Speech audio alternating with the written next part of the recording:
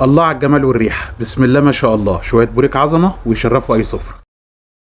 شوية بوريك تركي باللحمة المفرومة وعجينة الجلاش مع ميكس الجبن والطعم حدوتة. بعد بسم الله هنبدأ نعصج اللحمة. طاسة وهننزل فيها بشوية زيت على معلقة كبيرة زبدة أو سمنة زي ما تحب،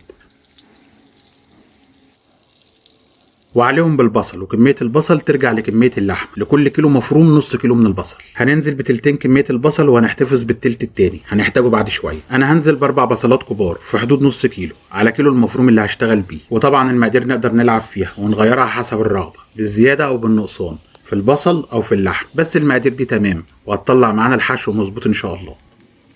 عليهم ب5 فصوص من التوم يكونوا مفرومين.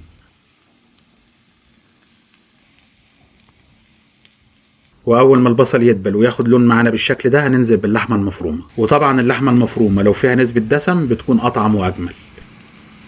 هنديهم تشويحه مع بعض لمده 3 4 دقايق، وبمجرد ما اللحمه تاخد لون هنضيف بقيه البصل اللي محتفظين بيه وهنكمل.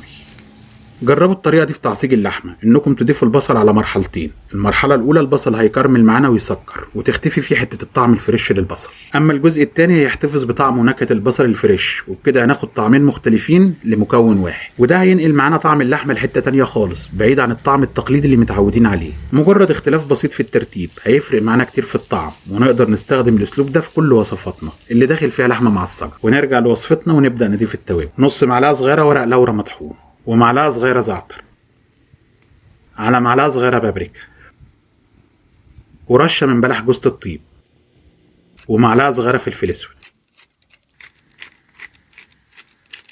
ونظبط الملح بتاعنا وما نكترش عشان لسه في ميكس جبن هنضيفه فالحشو ما يحدقش مننا.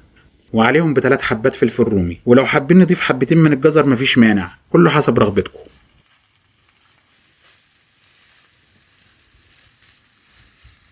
وبعد ما اللحمه تتعصج معانا وقبل ما نرفعها من على النار هنضيف حزمه من البقدونس شايلين منها السقان وفرمينها فرمه ناعمه.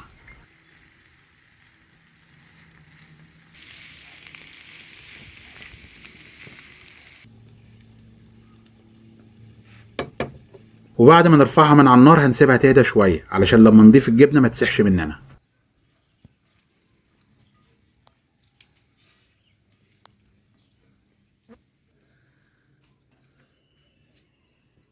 وبينا نجهز التشريبه اللي هنسقي بيها. بيضتين وهنكسرهم في طبق خارجي علشان الجو حر والبيض مش مضمون، فلو بيضه مريحه ما تبوظش معانا الباقي.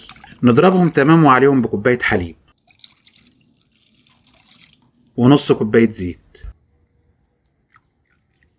ومعلقتين كبار زبده مسيحينهم، وخلوا بالكم الزبده ما تكونش سخنه علشان ما تربطش معانا البيض وتكتله. وعليهم برشه فلفل اسود ورشه من الملح. وكده التشريبه معانا جاهزه ومش محتاجه اي حاجه تاني. وهنبشر الجبنه. انا عامل ميكس جبنه رومي على موزاريلا، انتم لو حابين تغيروا الجبنه شيدر مع موزاريلا او تكتفوا بنوع واحد مفيش مانع، ولو حابين تلغوا الجبنه خالص برضو مفيش مانع، الموضوع حسب الامكانيات. وبيها على الحشو نمكس كله مع بعضه.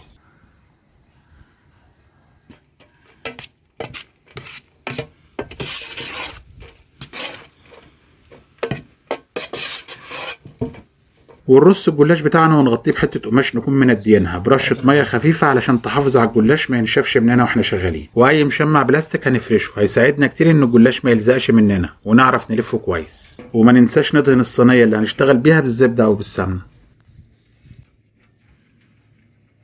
ونيجي لعدد ورقات الجلاش. لو ورق الجلاش حجمه كبير وتقيل سمك هنخليهم 3 ورقات، ولو الحجم صغير او خفيف هنستخدم 4 ورقات. الجلاش اللي انا هشتغل بيه حجمه صغير شويه هخليهم 4 ورقات. اول ورقه هنفرشها ومش هننزل عليها بالتشريبه علشان تستحمل معانا في اللف وما تتقطعش، ونبدا ننزل بالتشريبه ونوزعها مظبوط.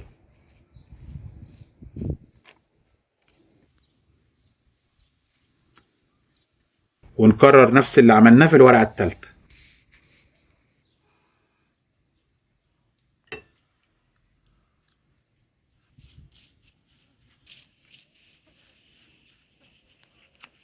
والرابعه كمثل.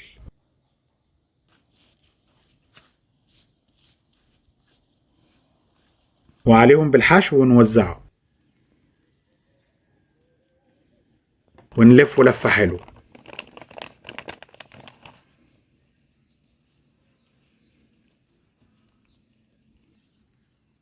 ولو في اي زيادات هنشيلها وكله يرجع لحجم الصينية اللي شغالين فيها.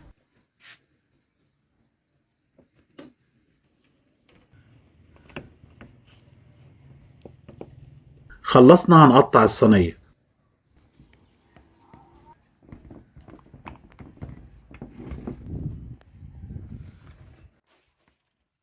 ونسقيها ببقية التشريبة.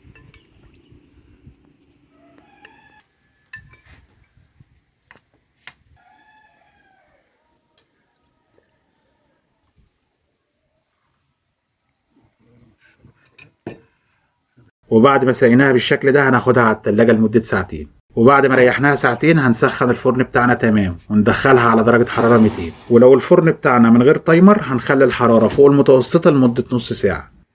ما شاء الله طلع عظمة، تسوية مظبوطة زي ما انتوا شايفين، والصابع الجلاش فيه مورق والريحة والطعم روعة، وانتوا هتجربوا.